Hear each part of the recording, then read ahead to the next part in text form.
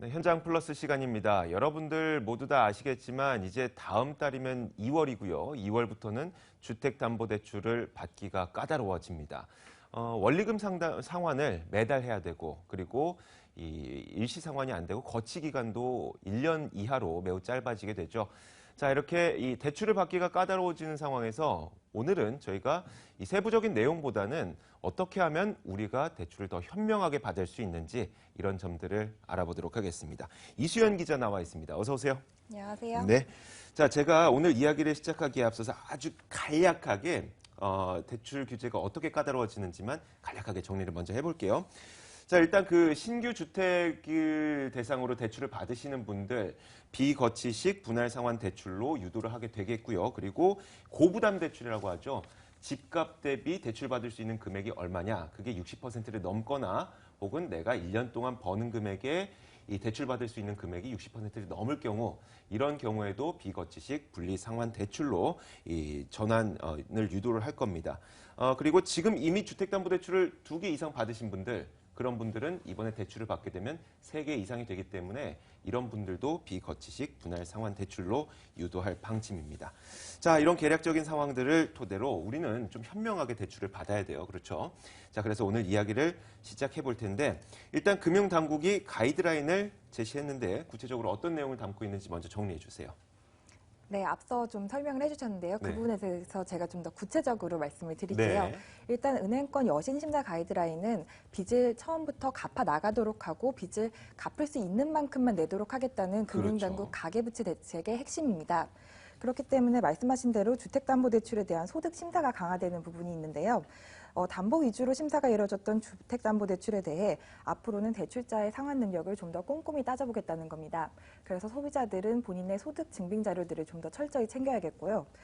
주택 구입이 목적인 신규 대출은 이자만 갚는 거치 기간 없이 원금과 이자를 처음부터 함께 갚는 분할 상환 방식만 허용됩니다. 말씀해 주신 대로 LTV와 DTI가 60%를 초과하는 고부담 대출이나 담보 물건이 3건 이상인 경우 신고 소득을 적용한 대출 등도 마찬가지인데요. 결과적으로 이자만 갚다가 원금을 만기에 한 번에 갚는 식의 일시상환 대출은 뭐 집단 대출이라든지 그런 예외적인 상황에만 허용되는 겁니다. 또 고정금리가 아닌 변동금리로 대출을 받을 경우에는 앞으로 금리 상승 가능성을 감안한 스트레스 금리까지 얹어서 대출 한도를 산정합니다. 이에 따라 기존 금리로 계산했을 때보다 한도가 일정 부분 줄어들 수 있습니다. 이 같은 가이드라인 도입된 건 가계부채의 질을 개선하기 위해서인데요. 네. 위험도가 높은 대출을 줄여서 경제 위기가 왔을 때 충격을 완화하겠다는 목적입니다. 다만 주택담보대출을 받는 소비자 입장에선 대출을 받는 게 좀 더 깐깐해졌다고 여겨질 수 있습니다. 네.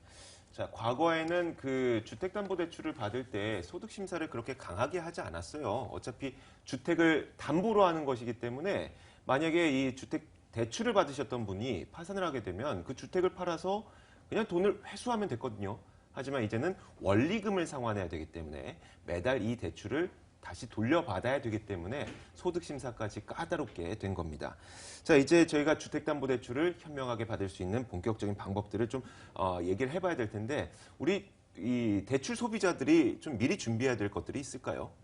네, 아무래도 좀 더 대출을 계획적으로 받으셔야겠습니다. 네. 그래서 정보를 모으는 게 아마 시작이라고 볼 수 있겠는데요. 오늘부터 안심 주머니 앱을 내려받거나 전국은행연합회 홈페이지에서 셀프 상담 코너를 이용하면 바뀐 제도에 대한 정보를 제공받을 수 있습니다. 네. 본인이 여신심사 가이드라인 적용 대상인지 직접 확인할 수 있는데요. 주택 금액과 대출 신청 금액 등을 입력하면 LTV와 DTI가 자동 계산되기 때문에 쉽게 고부담 대출 여부를 확인할 수 있습니다. 또 안심 주머니 앱에서 자신의 소득에 맞는 주택담보대출액을 알아보는 것도 좋습니다. 그 앱을 통해서 권장 대출 규모와 최대 대출 한도를 계산해 볼 수 있습니다. 또 대출 상환 이자도 쉽게 계산해 볼 수 있는데요. 본인 정보를 입력하면 월 상환액과 총 상환액, 이자 비용 등 세부적인 내용을 따져볼 수 있기 때문에 장기적인 상환 계획을 세우는 데 유리합니다. 또 금융상품 한눈에 홈페이지에선 각 금융사들의 주택담보대출 금리를 쉽게 비교할 수 있습니다. 구체적인 대출 계획이 마련돼서 은행을 방문하실 땐 본인의 소득 자료를 좀 더 꼼꼼히 챙기시는 게 좋겠습니다. 소득을 객관적으로 입증할 수 있는 원천징수 영수증 등을 먼저 준비하시면 유리합니다. 증빙소득 자료가 없어도 건강보험료나 이제 국민연금 등의 자료를 바탕으로 인정소득을 적용받을 수 있고 또 신용카드 사용액 등으로 소득을 추정하는 신고소득을 활용할 수도 있지만 반드시 분할 상환으로 받아야 되기 때문에 어느 정도 제약이 있다고 볼 수 있습니다. 네, 알겠습니다. 제가 그래서 그 이수연 기자가 그 얘기했던 안심 주머니 앱을 좀 제가 직접 활용을 해봤습니다. 실제로 만약에 이 대출을 내가 7천만 원을 받는다고 가정을 했을 때 금리를 예를 들어서 3.2%로 제가 설정을 해봤고요. 10년 동안 갚는다고 하면 어떻게 계산이 나오냐? 지금 이 글씨가 아주 명확하게 나오지는 않지만 월 상환 평균 금액이 약 68만 원 정도가 됩니다. 이게 이 원리금 균등 상환을 했을 때의 케이스고요. 여기 옆에 보면은 76만 원 정도 더 높은 금액이 나오는데 이것은 저희가 만기 일시 상환했을 때 이만큼 더 많은 돈을 내야 된다는 것을 의미합니다. 자, 그만큼 여기 저희가 이 애플리케이션을 이용하게 되면은 물론 내가 매달 얼마나 내야 되는지도 알 수가 있겠지만 그리고 이 만기 일시 상환을 했을 때 그리고 원리금 균등 상환을 했을 때 이자를 총 얼마나 절감할 수 있는지 이런 부분도 확인할 수가 있으니까 여기도 이런 것들을 좀 참고하시면 좋을 것 같아요.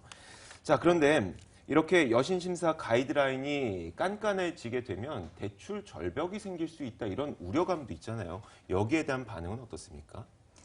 네, 일단 여신심사 가이드라인은 소득 수준에 맞는 대출을 받도록 하는 게 목적이기 때문에 네. 모든 대출자들이 대출을 받기 어려워지는 건 아닙니다. 단지 매달 내는 원리금 부담이 늘어나거나 대출 한도가 줄어드는 등의 그런 변화가 있을 수 있는데요. 여러 가지 조건들과 예외 규정들이 있기 때문에 꼼꼼히 따져보면 좋습니다. 예를 들어서 변동금리로 스트레스 금리가 부과돼 대출 한도가 줄어드는 게 우려가 된다면 고정금리로 대출을 받으면 다시 대출 한도를 올릴 수 있습니다. 또 집단 대출이나 단기 자금 수요, 명확한 상환 계획이 있는 경우 긴급 생활자금 등은 예외 규정에 있기 때문에 여신심사 가이드라인이 적용되지 않습니다. 또 가이드라인이라는 건 일종의 업무 지침서 같은 성격이기 때문에 은행들의 유연한 심사가 가능한 부분이 있고요. 금융당국도 무조건 대출 심사를 강화하는 게 아니고 또 제도 시행 초기 혼란을 최소화하겠다는 입장입니다. 향후 감독 시에도 은행의 자율적인 판단을 충분히 감안하겠다는 입장이고요.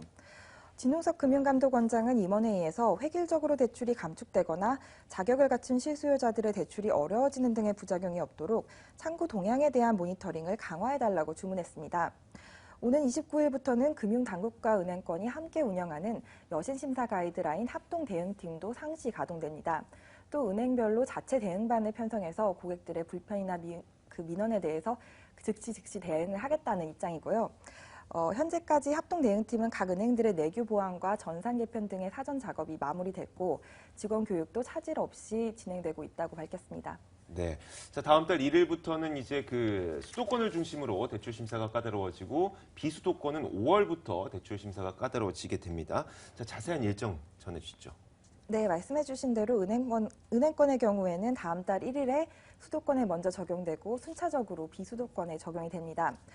주택담보대출을 취급하는 금융사는 굉장히 많은데 네. 은행권에만 이렇게 강화된 심사 방안이 적용되면 그 다른 업권으로 몰리는 풍선 효과가 일어날 그렇죠. 수 있는데요. 그렇기 때문에 다른 업권에도 순차적으로 비슷한 수준의 규제가 도입될 전망입니다. 네. 일단 보험업권의 경우 현재 협회를 중심으로 TF를 만들어서 그 자체적으로 구체적인 가이드라인을 만들고 있고요.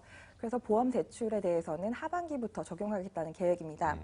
보험권 내 주택담보대출은 지난해 9월 말 기준 34조 원으로 은행권의 7% 수준인데 최근 보험사들이 담보대출 영업을 늘리면서 증가세를 보이고 있습니다. 추가적으로 저축은행과 상호금융권에도 규제를 도입하는 방안이 검토되고 있는데요. 특히 저축은행의 경우 여신심사가 상대적으로 느슨하고 또 일시상환식의 대출이 많아서 위험성이 높다는 지적이 있어 왔습니다. 금융당국은 향후 저축은행과 신협 등에 나타나는 풍선 효과를 먼저 지켜보고 도입 여부를 결정하겠다는 입장입니다. 사실 갚을 수 있는 만큼만 빚을 내는 건 굉장히 당연한 이치인데요. 네. 그동안은 집값 상승률이 굉장히 높았기 때문에 일단 빚을 내서 집을 사고 나중에 만기로 그 빚을 갚을 때는 오른 집값으로 그걸 충당하는 어떤 대출 구조가 정착해 왔습니다. 네. 그런데 주택 시장이 바뀌면서 이런 대출 문화도 변화해야 하는 시기가 온 겁니다. 선진화된 대출 관행을 정착시키고 향후 가계부채 위험을 줄여나가겠다는 금융당국의 여신심사 가이드라인이 어느 정도 성과를 거둘지는 좀 더 지켜봐야겠습니다. 네, 매달 이 월급 받아 살아가고 있는 서민들 입장에서는 왜 이렇게 매달 갚는 금액을 높이냐, 물론 불만스러울 수도 있겠지만 이 대출 구조를 건전화하는 측면에서는 매우 바람직한 방향이기 때문에 우리가 어느 정도 감수해야 되지 않을까라는 생각도 듭니다. 지금까지 경제금융부 이수연 기자와 함께했습니다. 고맙습니다. 감사합니다.